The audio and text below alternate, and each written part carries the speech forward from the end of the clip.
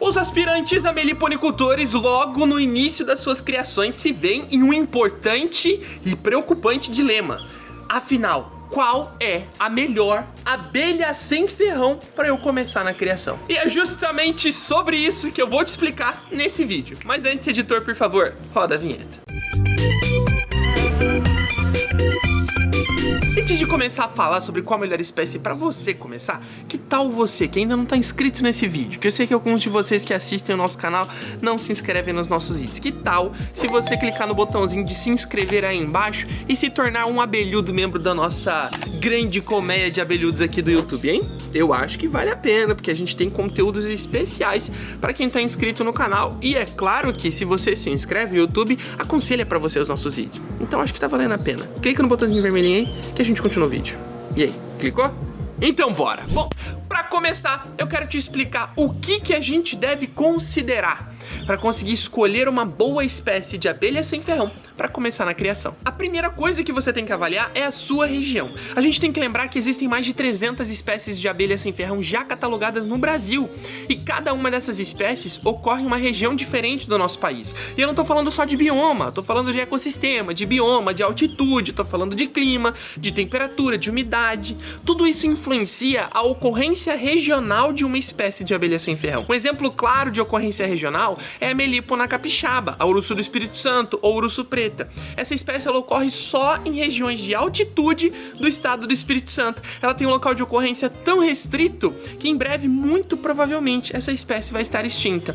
Mas eu dei um exemplo muito extremo. Existem outras espécies como a tujuba, a Melipona rufiventris, por exemplo, ela ocorre na região do Cerrado, tanto o Cerrado Paulista quanto o interior do nosso país, a região ali de Minas Gerais, região do Mato Grosso do Sul, Goiás, Distrito Federal. Então essa é uma abelha que tem ocorrência ampla nessa região central. E isso varia de espécie para espécie, de região para região, de ocorrência por ocorrência. Por isso que é importante que você entenda quais são as espécies que ocorrem na sua região para você conseguir escolher dentre essas espécies a melhor para você começar na criação. Porque as espécies que ocorrem na nossa região, elas estão adaptadas ao clima, elas estão adaptadas ao relevo, elas estão adaptadas à temperatura, estão adaptadas à umidade, estão adaptadas ao pasto e à vegetação que tem no nosso local. E pegar uma abelha que não está adaptada ao nosso local e trazer para ele pode gerar vários problemas, como para as espécies que ocorrem no local ou para a própria colônia que você vai trazer, que pode ter sérias dificuldades em se desenvolver. Então isso é uma coisa importante de considerar. Mas Gabriel, como é que eu vou fazer para entender quais são as espécies que ocorrem na minha região? Eu não faço ideia de onde eu vou fazer para conseguir isso, de qual site,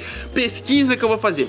Fica tranquilo. Eu já pensei nisso pra você e eu preparei um materialzinho bônus desse nosso vídeo de hoje que você vai poder baixar de forma gratuita e que vai te mostrar exatamente quais são as espécies de abelha sem ferrão que ocorrem por estado do Brasil. Você vai saber, com base no seu estado, quais são as que ocorrem aí, e dessas você pode escolher as que a gente vai elencar nesse vídeo, que são as melhores pra você começar na criação, mas com base nas que estão ocorrendo perto de você. E sabe como é que você vai fazer pra baixar esse material? É muito simples. É só clicar no link que tá na descrição desse vídeo ou nos comentários e entrar para um grupo chamado de Clube da Abelha. Dentro do Clube da Abelha, a gente manda informações de forma gratuita para as pessoas, informações exclusivas, e nós não colocamos propaganda ou merchan algum lá dentro. Então você vai ver conteúdo puro, sem nenhum tipo de propaganda, sem nenhum tipo de promoção, sem nenhum tipo de venda. E você tem a minha palavra de que isso vai acontecer. E é justamente por lá, por dentro desse grupo tão especial, que você vai poder baixar o material bônus desse vídeo de hoje, que eu vou compartilhar daqui a alguns dias lá dentro, tá bom?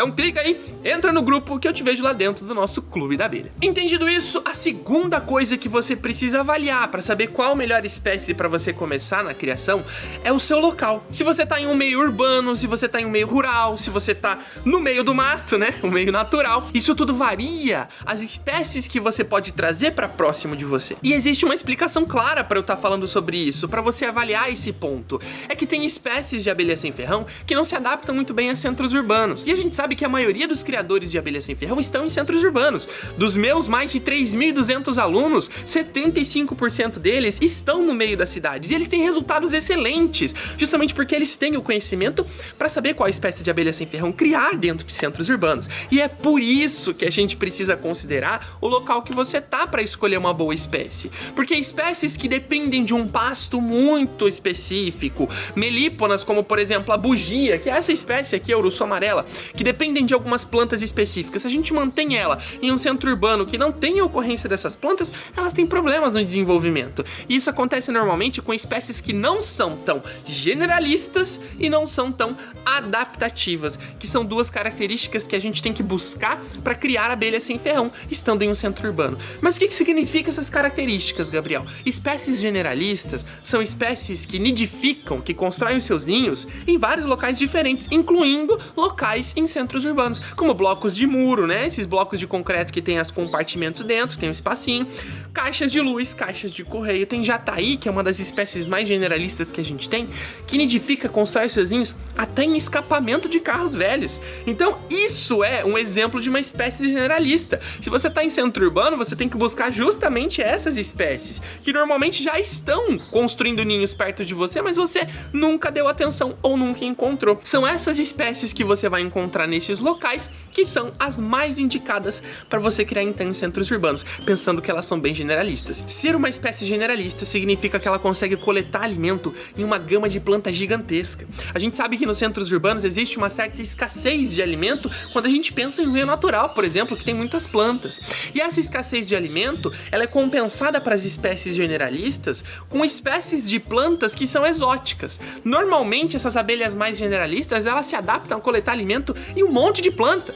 Então você tem desde hortaliças até plantas exóticas, plantas ornamentais, elas se adaptam a coletar néctar e pólen de vários tipos de plantas. E são justamente essas as espécies que a gente deve procurar se a gente está em um centro urbano. Afinal, em um centro urbano, a maioria das plantas que a gente encontra são plantas usadas em arborização urbana, projetos de paisagismo, e normalmente não são plantas nativas. A tendência é que sejam plantas exóticas, plantas introduzidas de outros países. E essas abelhas mais generalistas, elas são bem adaptadas até à coleta de plantas exóticas também. Por isso é um fator muito importante. Segunda coisa, espécies adaptativas. Uma espécie adaptativa é aquela abelha que consegue construir o seu ninho, consegue se adaptar a diferentes regiões, incluindo centros urbanos. Os exemplos de espécies adaptativas para centro urbano, por exemplo, é jataí, mirins em geral, como a mirindroriana, por exemplo, a iraí, as escaptotrigonas, como a tubuna, mandaguari preta, algumas mandaçais e manduris também, que são espécies que a gente encontra com facilidade nos meios urbanos, construindo seus ninhos em diversos locais diferentes,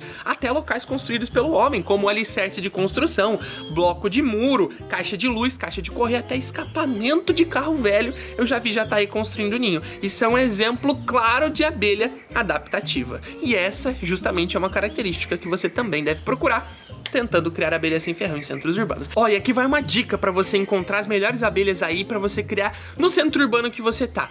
Sai pela sua rua procurando ninhos de abelhas nos locais corretos que elas nidificam, que são esses que eu já mencionei. Procura fluxo de entrada e saída de insetos no fim da tarde ou começo da manhã, que a luz do sol tá meio diagonal, você consegue ver os insetos voando, e você percorre esses fluxos, segue eles, que você encontra ninhos de abelhas sem ferrão com certa facilidade. E são essas espécies que você vai encontrar que estão aí perto de você no centro urbano, que são justamente as melhores indicações para você começar a sua criação. Sabendo disso, terceira coisa a ser avaliada, que é igualmente importante, o espaço que você tem disponível para a construção do seu meliponário. Quando eu digo meliponário, eu falo dessa estrutura aqui, ó, que estão com as caixas, as colônias de abelha sem ferrão. Isso é muito importante porque isso vai influenciar a proximidade que você vai manter as suas colônias. Aqui a gente tem um meliponário coletivo, só que é um meliponário coletivo que é bem grande. Cada prateleira tem no mínimo 4 ou 5 metros de comprimento. Estou falando do meu meliponário aqui. É importante você entender o espaço que você tem para construir o seu meliponário, porque se for um espaço muito pequeno e você quiser manter um número um pouco maior de caixas, você tem que entender que elas vão ficar muito próximas.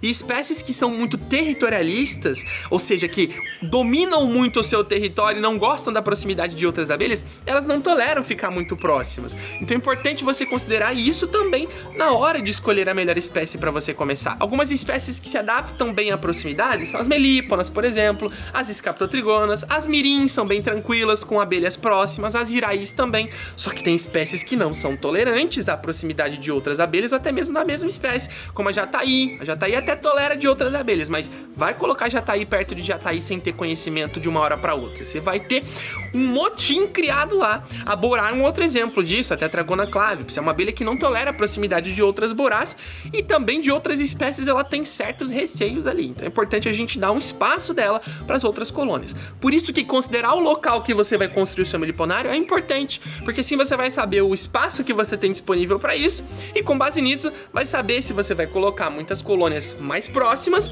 ou poucas colônias mais afastadas. E sabendo disso, aí dá para escolher as espécies que melhor toleram proximidade ou as espécies que não são muito chegadas em vizinhos. E por fim, mas não menos importante, a última coisa que você tem que avaliar para saber qual a melhor espécie de abelha sem ferrão para você começar, aí onde você tá, é o pasto que você tem disponível para criar suas abelhas. Mas Gabriel, o que de acho que é esse pasto? O pasto nada mais, nada menos é do que o conjunto de plantas que as abelhas que você vai manter vai utilizar para a coleta do seu alimento para o seu desenvolvimento. As abelhas elas buscam nas plantas dois principais alimentos, o néctar e o pólen. Esses alimentos dentro das colônias é o que vai fazer o ninho funcionar, as abelhas serem produzidas, as abelhas trabalharem. É importante que a gente tenha um pasto, um conjunto de plantas que ofereça para essas abelhas que a gente vai manter qualidade, quantidade e acessibilidade desses recursos para elas coletarem e terem um bom desenvolvimento. Senão você vai acabar com colônias que não conseguem se desenvolver de forma correta, justamente porque não tem o pasto correto para elas.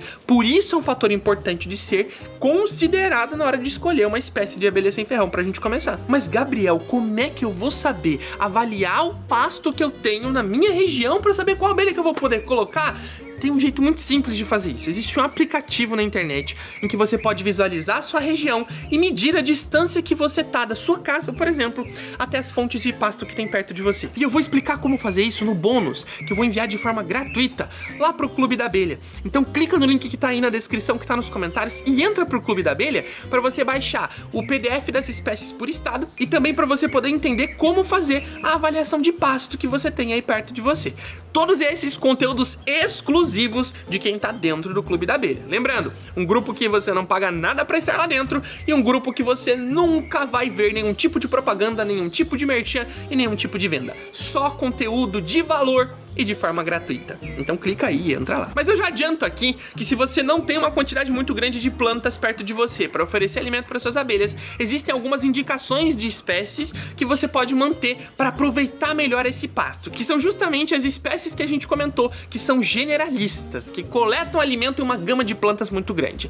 As abelhas que fazem isso normalmente fazem parte de um grupo comum dentro das abelhas sem ferrão que a gente chama de trigoniformes. As trigoniformes são todas as abelhas magrinhas, são essas abelhas esguias que tem um formatinho de mosquito como a jataí, por exemplo, a mirim, a própria iraí, as escaptotrigonas como a tubuna, a aborá, uma abelha trigoniforme, as trigonas são trigoniformes, né, como a irapuã, a guaxupé, outras abelhas desse grande grupo, dessas abelhas magrinhas de aspecto esguio e que normalmente são muito generalistas. Elas, por terem um porte menor e por terem um corpo mais esguio e também por terem um hábito mais generalista de coleta, elas visitam uma quantidade de plantas gigantesca. Então, a fonte alimentar delas é muito maior e mais extensa do que a fonte alimentar que essas grandonas, as melíponas, usam para sua coleta. Por isso que as trigoniformes, para quem tem pouco pasto disponível, são abelhas que até conseguem se desenvolver bem. Mas mesmo assim, é importante você entender que se você não tem o pasto suficiente, como eu vou te mostrar como avaliar lá dentro do Clube da Abelha, você vai precisar plantar aí perto de você para oferecer um bom pasto para suas abelhas. E com relação a isso, para esse vídeo aqui não ficar tão extenso, eu já deixei em outros vídeos do canal algumas indicações de plantas para você coletar alimento para suas abelhas. Então fica aqui um adendo para você visitar o nosso canal, se inscrever no canal e assistir esses outros vídeos que a gente já preparou. E juntando todas essas informações que eu disse aqui para vocês nesse vídeo de hoje, eu elenquei as 5 principais espécies para quem está começando na criação, justamente as melhores para os iniciantes, pensando em todos esses pontos que a gente falou. E a primeira de todas é justamente a abelha jataí, Tetragonisca angustula, uma das abelhas mais generalistas, adaptativas e resistentes que a gente vai encontrar. Mas além da jataí, a gente tem também as espécies de mirins, e quando eu falo as espécies, eu tô falando do gênero Plebeia todo, tá? Então a gente tem mirim droriana, mirim emerina, mirim saqui, mirim nigríceps, mirim guaçu e por aí vai. Tem uma lista bem grande e todas elas são boas para quem tá começando. Além das mirins, ainda no pequeno pequeno porte, a gente tem a abelha Iraí, a Nanotrigona testaceicornis. Essa abelhinha ocorre normalmente em centros urbanos, em meio rural, em meio natural, ela tá por todos os cantos, em todos os lugares. É uma abelha mansa, muito tímida e que produz um mel muito saboroso. Maravilhosa para quem tá querendo começar e não quer levar pequenas mordidinhas como a jataí faz, por exemplo, dependendo do genótipo que você cria ou da defensividade que essa colônia tem. Além das pequenininhas, a gente tem algumas de médio porte, como as Scaptotrigonas, e aí vem tubuna, mandaguari preta, mandaguari amarela, tubiba, canudo, benjuí. Todas essas são espécies que até se adaptam bem a centros urbanos e também quem está começando na criação, porque elas dependem de menos manejo, afinal tem uma colônia muito populosa e conseguem lidar bem com a maioria dos problemas relacionados à criação. Isso não quer dizer que você não tem que dar atenção a elas, é importante você sempre manter fiscalização, mas normalmente essas são espécies que dão menos trabalho e dependem de menos manejo, dependem de menos atenção e menos cuidados do que quando comparado a outras espécies mais sensíveis, como a própria bugia, por exemplo, que tem uma certa dependência de atenção por conta dos florídeos, da alta umidade, entre outros problemas. E por fim, mas não menos importante, eu coloquei algumas espécies de grande porte, as grandonas, que chamam a nossa atenção, para você que está pensando em começar na criação também. Duas dessas grandonas que são aconselhadas para quem está começando, até mesmo para quem está em centros urbanos, é a mandaçaia e a manduri. Essas duas espécies, elas são bem resistentes quando comparadas às outras grandonas, são bem adaptativas também quando comparadas às outras grandonas, afinal, a distância que elas percorrem para a coleta de alimento é uma das maiores distâncias quando comparada às outras abelhas, principalmente se tratando da mandaçaia, ela pode alcançar até 2 km a partir do ponto que você mantém a colônia dela para a busca de alimento. Uma das maiores distâncias para coleta entre as abelhas sem ferrão, o que faz com que ela consiga aproveitar uma maior quantidade de alimento que está em volta dela. E esse é um ponto positivo para quem está em centro urbano, afinal, quanto mais espaço ela percorre, maior vai ser o aproveitamento de coleta de alimento que ela vai ter. Bom, e agora que você já sabe de tudo isso, eu espero que você tenha gostado do conteúdo de hoje. E se você curtiu, que tal deixar o like aqui nesse vídeo e se inscrever no canal para acompanhar mais conteúdos como esse. E se você está interessado em receber conteúdos exclusivos, mais uma vez eu quero te lembrar do nosso Clube da Abelha, um grupo onde a gente manda conteúdos exclusivos para quem tá lá dentro, sem propaganda, sem merchan, sem venda de nada. E tudo isso de forma gratuita, sem que você precise pagar R$1 para participar. Os bônus desse vídeo de hoje, inclusive, estarão lá dentro do Clube da Abelha. O link para você entrar tá na descrição e também nos comentários. Eu te vejo no Clube da Abelha, te vejo inscrito no nosso canal e te vejo nos nossos próximos vídeos. Um grande abraço do maior abelhudo de todos e até a próxima. Fui!